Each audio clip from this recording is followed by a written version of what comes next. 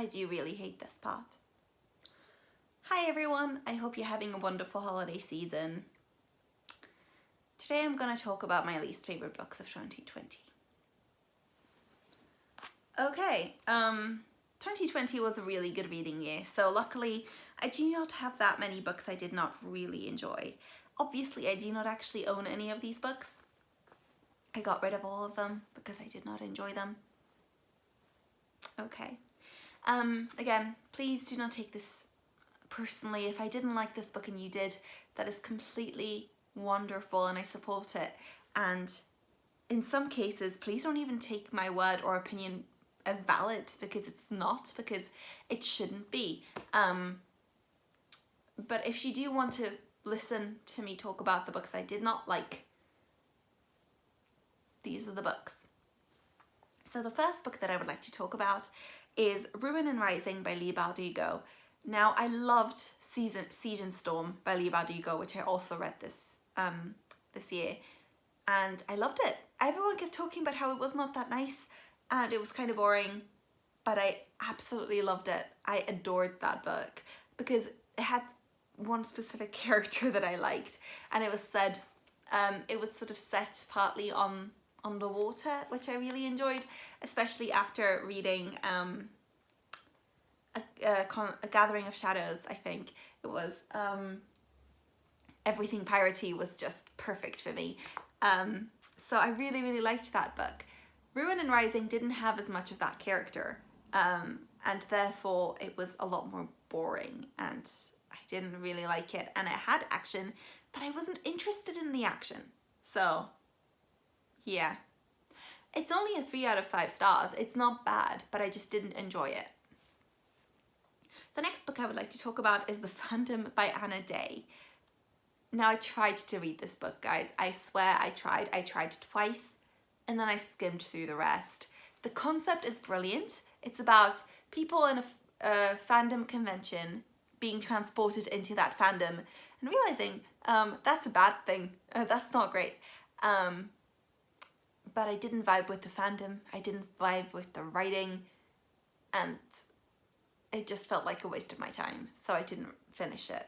Again, this is why my opinion on this is not actually valid. It's just my opinion. Please do not really, if you really want to read it, please do read it. And then tell me what you thought of actually reading it page to page, because I'd love to know.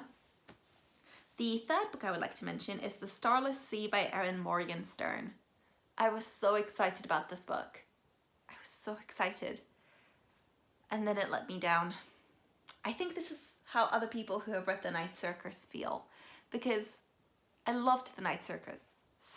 It's one of my favorite books of all time, and I was so excited about The Starless Sea.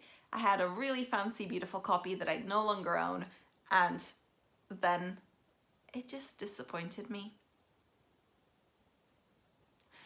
I don't know, it just was repetitive. There was nothing actually hooking me into the story. I found the writing annoying because I didn't follow or care about the characters. Yeah, it upset me.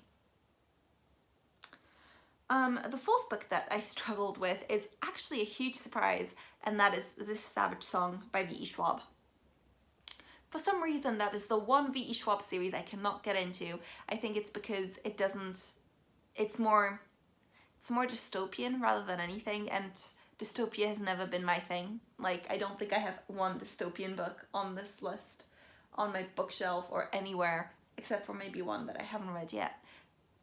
I just don't, unless there's something really good about that version of events, I don't really vibe with it. And that was the case here. I think the aesthetic of it wasn't really my thing. The fifth book that I would like to talk about is Once and Future by Amy Rose Capetta and Corey McCarthy. Now, I've mentioned a couple of times that I'm not a big fan of sci-fi, and that was the case here. I really struggled to get through this book. It was painful, and it really made me sad because the actual concept of it was brilliant. I loved the concept. It's an Arthurian retelling. I loved the writing. The writing was astounding and brilliant and funny and engaging and fast-paced and everything you can want. But then they put it in space. And I just couldn't. I just did not care. Oh, we're all sad. Okay, again, the writing was 5 out of 5 stars. I absolutely loved the writing, and therefore I do, again, say that I am not an objective judge on these books. These books are valuable, but they just didn't vibe with me. The sixth book I would like to talk about is Cheese in the Trap, the webtoon. Now, I'm still currently watching Cheese in the Trap, the K-drama, and I am loving it. And I love the story, I love the pacing, it's all brilliant. But when you translate the pacing and the story into webtoon form, it didn't work for me. Like, I found the story good, but very, very slow paced. And I think also because it was translated, a lot of this was something that I read in a comment from someone else, was that a lot of the subtext was actually lost in the translation.